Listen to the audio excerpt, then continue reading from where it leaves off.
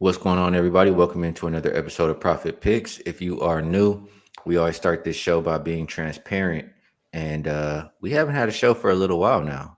Coming out of the WNBA All Star break, um, it's good to be back here with you, Vino. I guess there's nothing to be transparent about because I haven't made a bet in a long time. Yeah. So it's just good to be back with you. Good to be back with everybody in the chat, and we do have a big slate today. So how you doing, Vino? Did they pull you into baseball over the All Star break? No, they didn't pull me into baseball, so it's been kind of. Yesterday was an empty day, no plays whatsoever. So, like you say, we get back to it here with the WNBA today, and it's not that far away. Skee, this football season is coming fast, so I had to put in some work time for football over the weekend.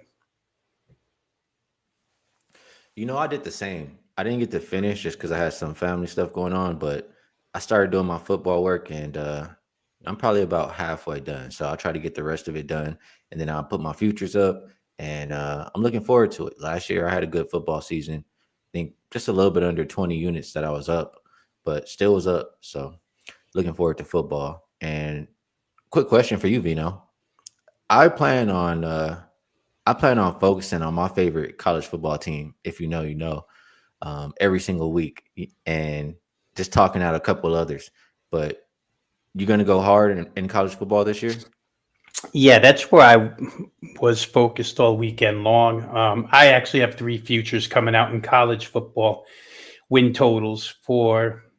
You're probably the same. I'm not positive, but you're always looking for teams that people aren't looking at and see if those totals are too low and if they have an opportunity, if they don't have an opportunity. I think I found three here. So, yeah, I'll be all in college. It's my favorite sport of all. So, obviously, it's the one I try to do.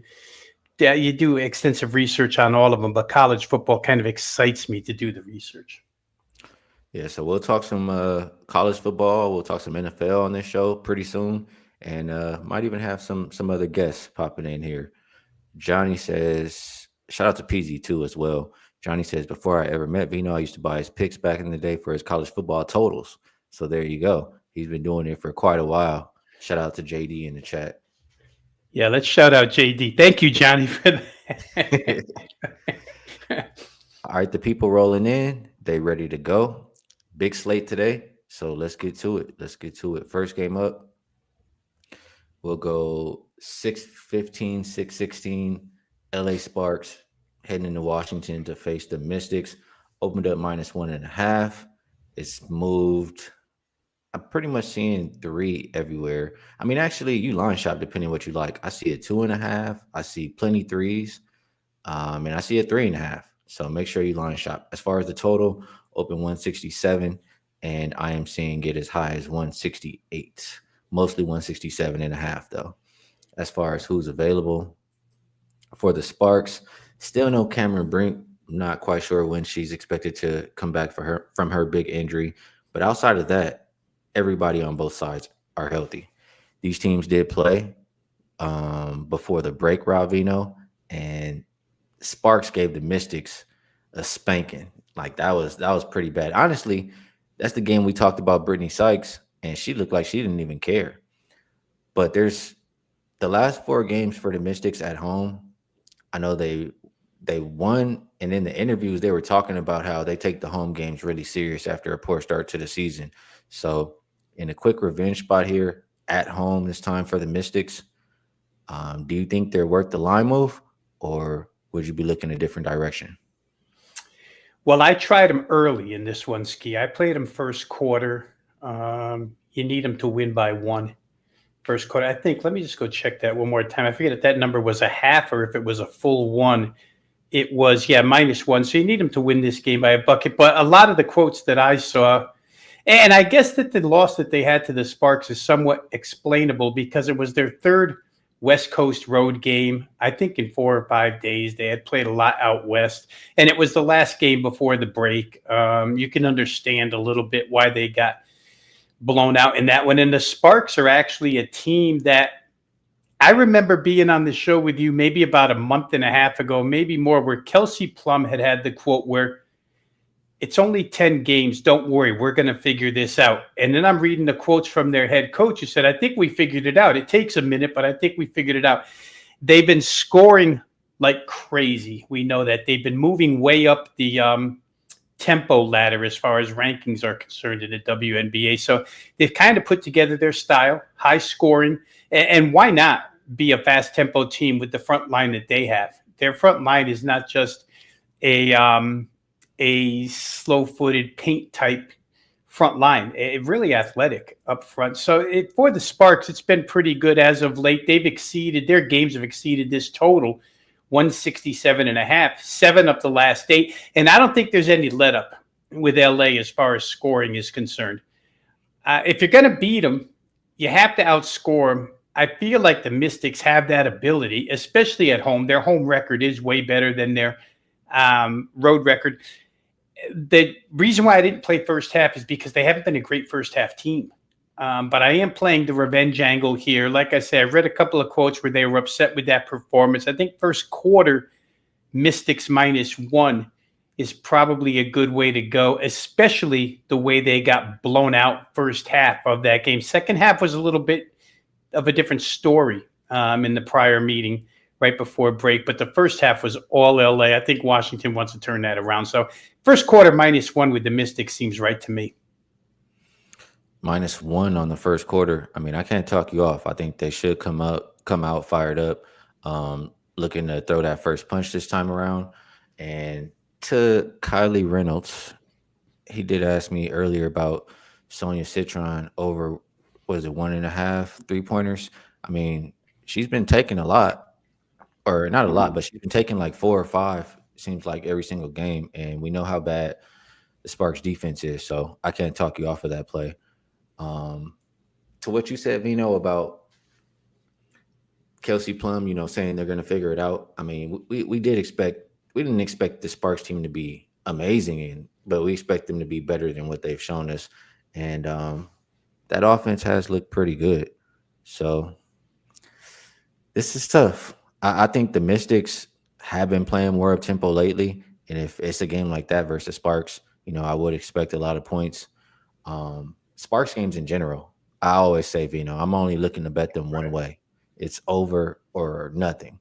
So I would say this is a higher scoring game. And as far as the side, I would think that the Mystics can get the job done here back at the house. Next game up, we'll go Skee and Lynx. This is 6-17, 6-18. Opened up -11 for Minnesota. They're now -15 or 15.5. I mean, you have to line shop, actually. I see 15, I see 16, I see 15.5. So always important to get the best of the number. Open 163 for the 63.5 for the total. Is down as low as 159 here.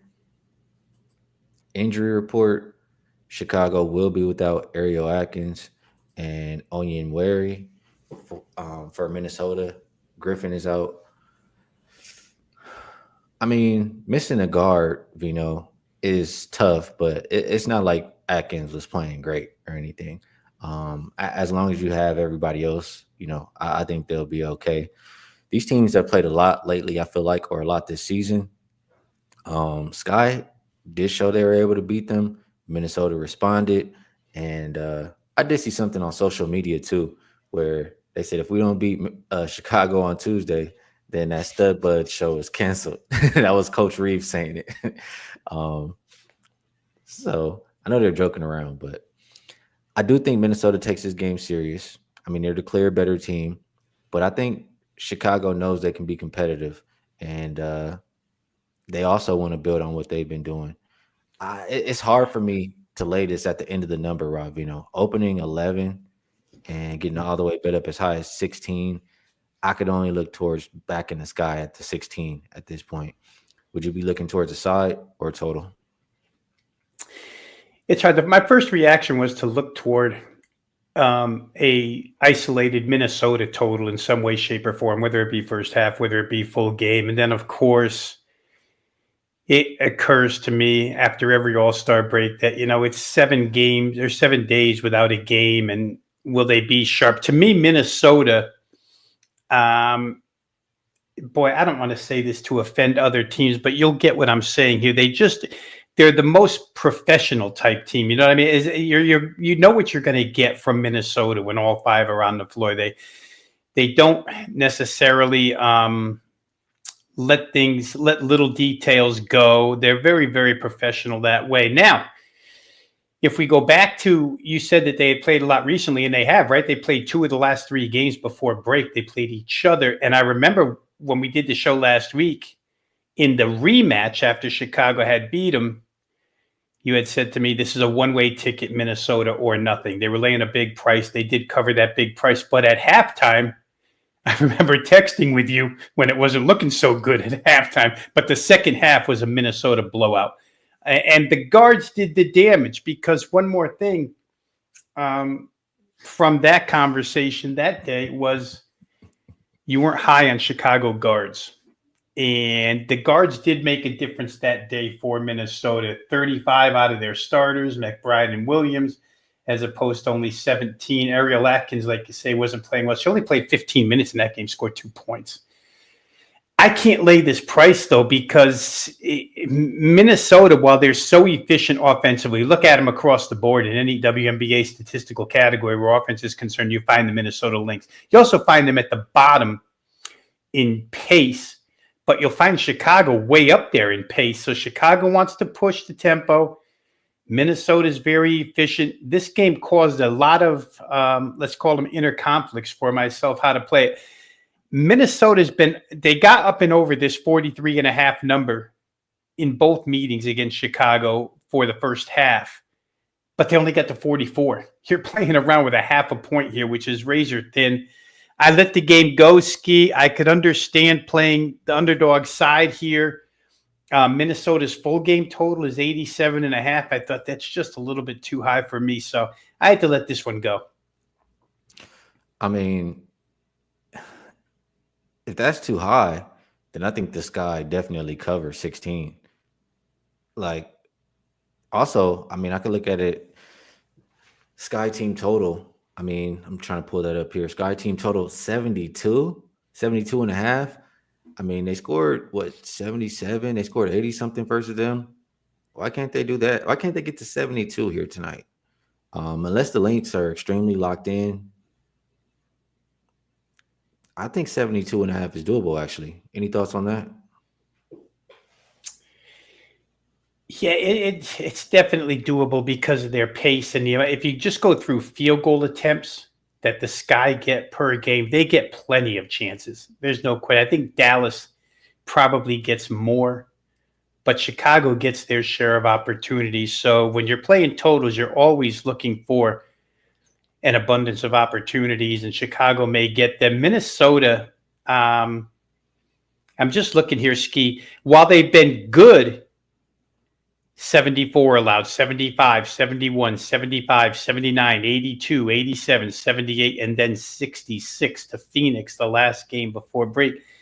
Those mid-70s numbers are really good defensive numbers to allow, but it also cashes tickets tonight because you're only looking at 72. So we always use that phrase, we're betting against numbers. And in this instance, maybe 72 is too late. I'd have sworn I saw 71.5 earlier. I think you can get a better number on that game, but maybe I'm wrong. Maybe that's a number that's come and gone. No, I do see it. I mean, I gotta just check a couple books. But I do see a 71 and a half. It's minus 120, but I do see one. So I check around definitely, but it's appealing.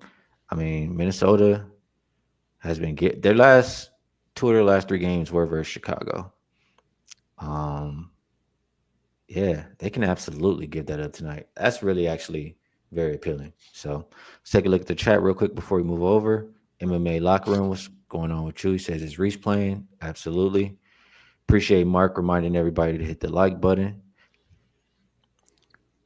I'm not sure checks. I'm not sure how to say this name, but says I trust Minnesota more off the break than I do Chicago.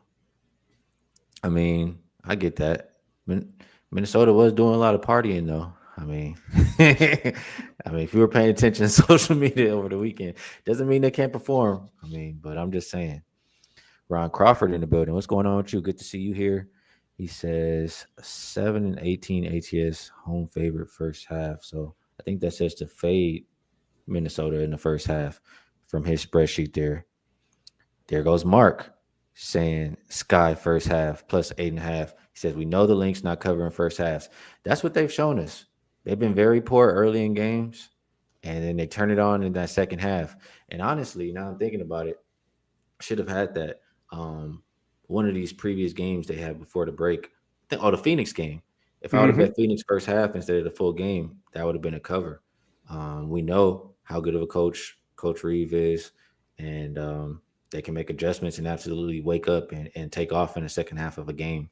So Sky first half is appealing for sure. Anything else there you want to add here? Well, they covered the two games, Skee, before the break where they played each other. Chicago was an easy cover in both of those. One, they won by 13 the first half, and the other, they only lost by 2 in Minnesota. And to your point about point production out of the Chicago Sky, they scored 46 and 57. In fact, Chicago won both first halves outright, 57-44, 46-44. So plus 8.5. And like you say, add on to that the Phoenix game where they had a big first quarter. I remember that day pretty well, too. I had Minnesota first quarter. They won the first quarter 21-10 and then came back and lost the second quarter, and Phoenix wound up covering first half. I think they were like plus 6 still and lost by 4. Yeah, I like it. I like it. I like the Sky some way, shape, or form today. Think that will be something for me to add on there. Open up that wallet, Rob Veno. Yeah, that's what this show is about. Open up, get those outlets ready, chat. Yep. All right, 619, 620, Fever, Liberty, open -9 for New York, up to 10.5. Total open 165.5, down as low as 163. As far as the injuries for New York, Jonquil Jones returned to the lineup. She will be on a minutes limit. I did see that. And they did sign Emma Mieseman. And if you're not familiar with her, I mean, I know she's gotten a little bit older now, but she's an amazing player. She's been playing, I think, overseas for a little while now. But she's a NBA or WNBA Finals MVP from, I believe, 2019. So that's a great addition for them. She will not be out there tonight, though. For Indiana, they will miss Caitlin Clark in this matchup. These two teams also just recently played here, right before the break, and that it was the Fever on the second of a back to back, and it looked like they kind of died in that second half. This time around, plenty of rest for everybody. They'll just be without their star Caitlin Clark in this one, so they've played plenty of games without her.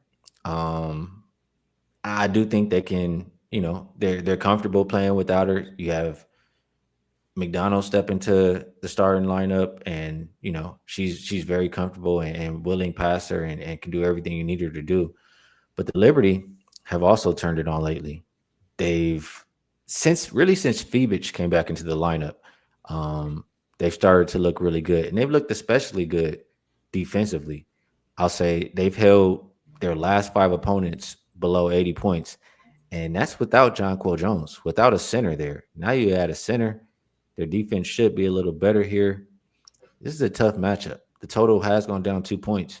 I'm curious if you agree with that this time. I know a lot of that's probably Caitlin Clark, but do you agree with that, or are you looking at the side in this game?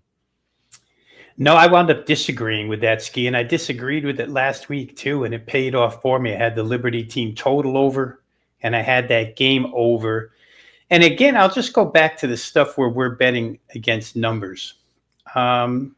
Liberty, if you choose, it depends how you choose to group these things. If you choose to group them by their last 10 games, their defense is not that good. It's ninth in points allowed out of a 13-team league. If you go to last 5 games, it gets better. But even at better, 79, 79, 78, 77 in 4 of those. And if Indiana, like in that last game, if they reach that total, which is, again, it's still a good defensive number to allow, but if they get that high, between 77 and 79, this game probably goes over. This total is no different than the last game they played. It was, again, 163, bet down because of Caitlin Clark's absence. Here you get Jonquel Jones back. These two teams have played twice this year, and there were a lot of significant absences in both of those games. When the Liberty had to go to Indiana, they played without Jones. They played without Phoebish. It was 102 to 88, 190 points. Go to last week, Indiana plays without Caitlin Clark. The other side plays without Jones again. Game total is 175. It doesn't seem to matter. I'm of the opinion that the Liberty score whenever they want to score, and I think they want to score. And I got a quote from Sabrina Ionescu here real quick. If we can dig into quotes, make Teddy proud for half a second here. Sabrina said, I think we were losing some of those games by ourselves. We were just not coming out with the right energy, not playing Liberty basketball, kind of a realization of it as a team. We needed to just kind of settle in and start doing the right things. We're really in a good spot now. Obviously, Coach Sandy continued to keep us together, which in a time like that can make or break teams. So she's making it sound like they survived a stretch where they just weren't into it. And now they are into it. And it's showing up, like you said, recently. I think they've won 3 straight, right? 3 wins, 3 covers last 3 games against Las Vegas, Atlanta, and Indiana, all 3 potential playoff teams. So for me, again, I'll just go back to the stats from last game real quick. New York wins fast break points in that one, 19-2. But the Fever wins second chance points, 17-0. The Liberty didn't get a single second chance point in that game. It's what Indiana does well, is second chance points. I think they reached second in the league. And Aaliyah Boston had a lousy game. She was 1 for 8 in that one. They still got the 77. Jones on a limits minute. I just think the time that Jonquel Jones is in the game, it goes back to what how you described the Liberty earlier this year, how we would describe the Liberty earlier this year. 5 3-point shooters on the floor at once. And that's hard to defend. So for me, if the bookmaker is going to give me the same exact number he gave me last week with an injury situation that's actually better today than it was last week with Jones returning for whatever limited minutes she plays, and they got to 175 last week, I don't know. Like you said, I like something you said earlier is that Indiana had that back-to-back with Connecticut and New York, maybe died in the second half and still got the 77. I got to believe they find their way there. They're 2 of the top 3 shooting teams in the league. New York, I think, is the fastest pace in the league. So give me that game over 163. All right, good stuff from Veno there. Maybe I will avoid the total. And if I have to pick a side, I'm leaning a little bit more towards the Fever in this game. I just think they'll play hard, especially after getting blown out by this team the last time they saw each other. And I just think Jonquel Jones, be a little bit rusty, and they're still she's on a minutes limit. So the time she's not out there, she'll be able to win the rebound battle and get some points in the paint. Also in this game, I did mention earlier on Wager Talk today, I'll mention it again here. I was looking at Ari over 4.5 assists. It was juiced to under, actually. And I'm just like, my thought process is the only game she stayed under 5 assists without Caitlin Clark was the first game that she played with the Fever. She didn't start. They weren't sure what to do. And then every game after that, she's had 5+. So I think that's worth a look. Granted, the Liberty's defense has been playing well lately. So that's the other side. But also, if I think the Fever can keep it close, I think Kelsey Mitchell is going to have to do a lot of the scoring. And in the games without Caitlin Clark, she's been scoring, I think, 21.5, something like that, and about, I think it was 10 or 11 games. So, and she's cleared that number, I think it was 9 of those times. So those are the 2 props I'm looking at. Any thoughts from you or anything else you want to have on this game? Yeah, the Ari McDonald prop just seems low. 4.5 assists for a team that's number 2 or 3 in field goal percentage shooting in the league. There's a lot of players you can give it to on Indiana that can make shots. So yes, and I'm always a fan of Kelsey Mitchell, and she did struggle the first couple of games way back when Caitlin Clark first went out, but after that, she was fine. So like you say, you just gave everybody the number on her performances without Caitlin Clark in the lineup. I could see them both, but I really think McDonald's assist 4.5 seems low. Yeah, I like it. Next game we have Dallas and Seattle. Open up -8.5 for Seattle. Looks like 9 now. Total open 165. Not much movement as far as who's available. I don't see anybody on the injury report for Seattle, but for Dallas, Dejanay Carrington, probable actually. Maisha Hines Allen is truly questionable, and Maddie Segrist remains out. Um, I'm going to pass this one to you first here, Vino. We already know what I think about that Wings defense, but um, how you seeing Seattle and Dallas? Well, it's interesting with Seattle, Ski, because we've spent the better part of the last, I don't know, 4 weeks or so talking about the increase in Seattle offense since they put Erica Wheeler into the starting lineup. Now, Mhm. the last 2 games, they couldn't score at all. And now everything I read out of Seattle is how they're just focused solely on defense. To quote Erica Wheeler, I think it was, the offense is what it is, but when we focus on defense, that's how we get where we want to go. And so it's interesting because Seattle had risen up the rankings as far as points per game. Seattle had risen up the rankings in tempo, and they were 9-3 in the 12 games before their last 4, which they've split.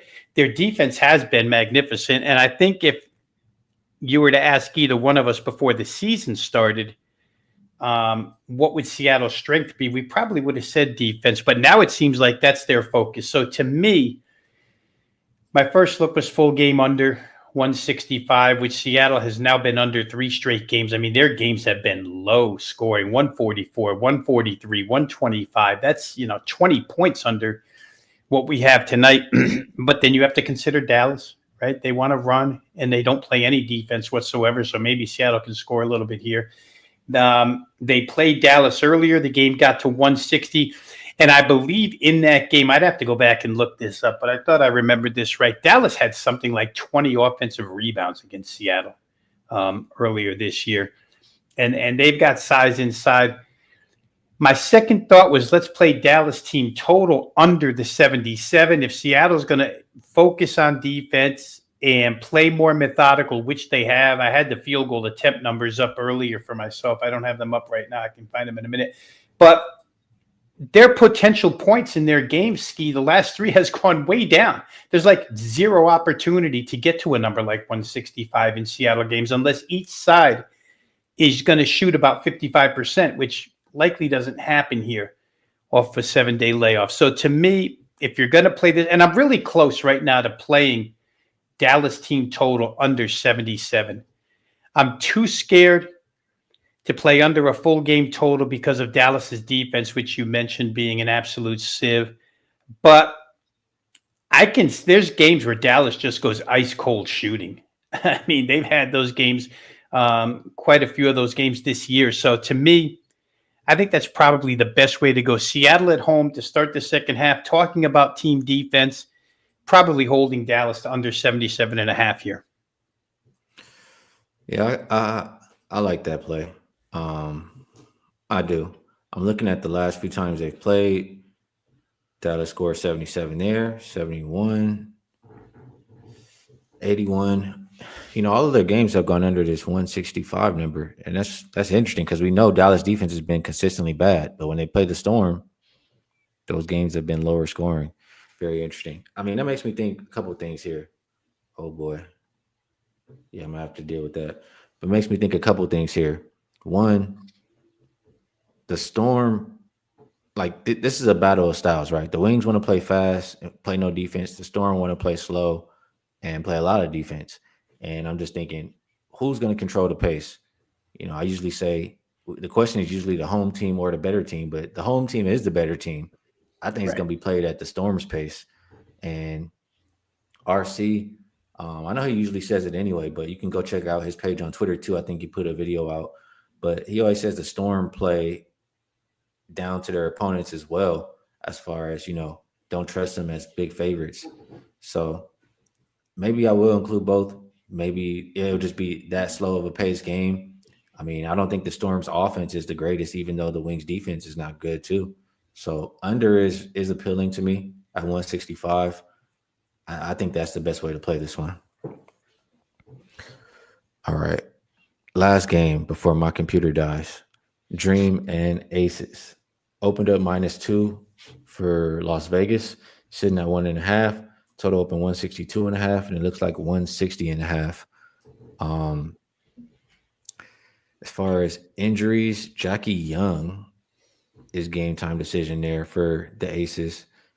She had a hip injury, and I'm pretty sure she didn't play an All-Star game. Like, she only went out there for 1 minute just to say she's an All-Star. And Atlanta's missing Ryan Howard here, Rob Veno. So two of the better offensive players for both teams could be out. We don't know about Jackie Young yet, but I would expect her to be out. And if she's out, it's very hard for me to trust the Aces. I do think the Aces are the hungrier team. They want to get above 500. They are at home. I don't really want to go against it, but like I said, if I can't have Jackie Young, I might just have to stay away from this one. And at the same time, it seems like you're missing a lot of offense. Maybe when she's officially rolled out, it drops some more as far as the total. And, maybe then, and as I'm saying it, no, I'm thinking, you know who I'm thinking about? Chelsea Gray, just dribble, dribble, dribble if I'm trying to get there with an over. So this is a tough game, Vino. How are you seeing Aces and Dream? I like Becky Hammond's quote here talking about Asia Wilson. She said Asia Wilson cares about winning, and the winning hasn't come enough for her. She'd pretty much trade any of her personal numbers for more wins. It takes a full team, and typically, as great as Asia is, our team goes as our guards go. There's 3 of them. There's only 1 of her.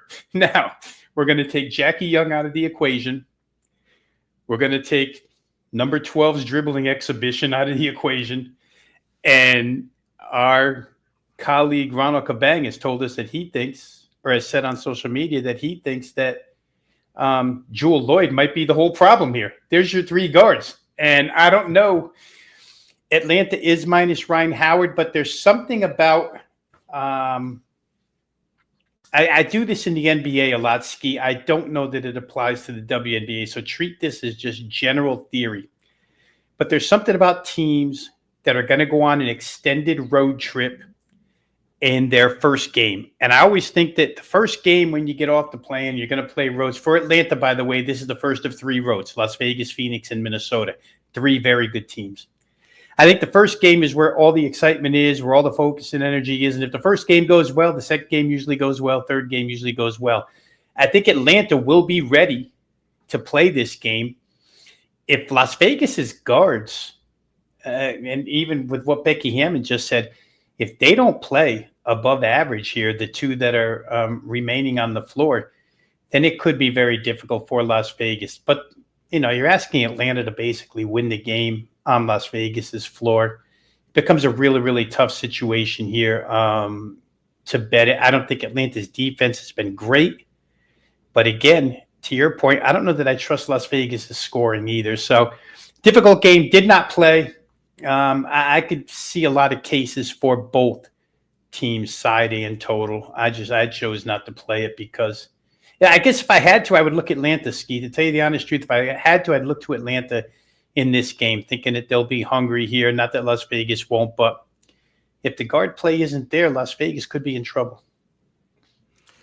And that's what I'm worried about too. So looks like it could be a no play in this one.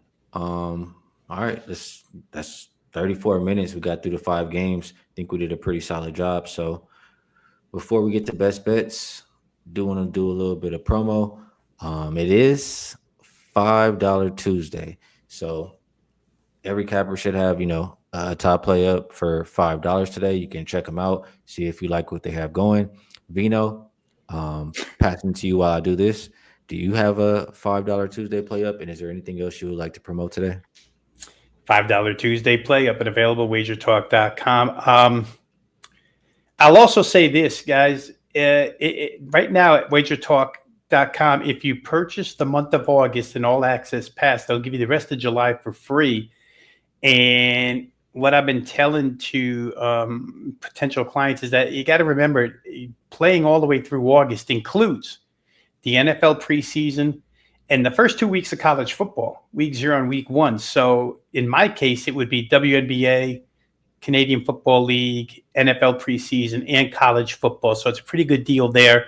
They're going to give you the remainder of July for free if you purchase August, and football is coming very, very quickly. Best bet, Skee. Let's go back to where we started with that LA Washington game. I respect what the Sparks are doing, and I think in the end of this one, maybe the Sparks could even come close, but I don't think they're going to win the first quarter here. Everything I read points towards Washington coming out of the tunnel and from the opening tip playing extremely strong. So I laid 1 point with Washington first quarter. I'm going to leave that as the best bet here. I think they'll be up by a bucket at the end of one. All right, good stuff. And for myself, I'm going to do it a little bit different today. I'm just going to say that I like what we talked about in that Sky game, whether it's Sky first half or Sky team total over. I think both of those can get there. So I haven't played either yet. I could play one. I could play both. That's what I'll leave the show with as far as best bets today. It's been good to be back with you, Veno. I always enjoy breaking the games down with you. Helps out the process a hell of a lot. For the chat, we appreciate you all as well. Great cappers and great people. We all just trying to help each other cash. And for everybody else out there, Twitch, Kick, I'm not even sure what this other one is. I'll leave that one alone. But also, I know Apple, Spotify, Twitter, or X, whatever you want to call it. We appreciate everybody watching. We'll be back again tomorrow. We only have one game, but we'll still talk it out with you guys. And hopefully off of a winning day. So we'll see you guys then. Best of luck.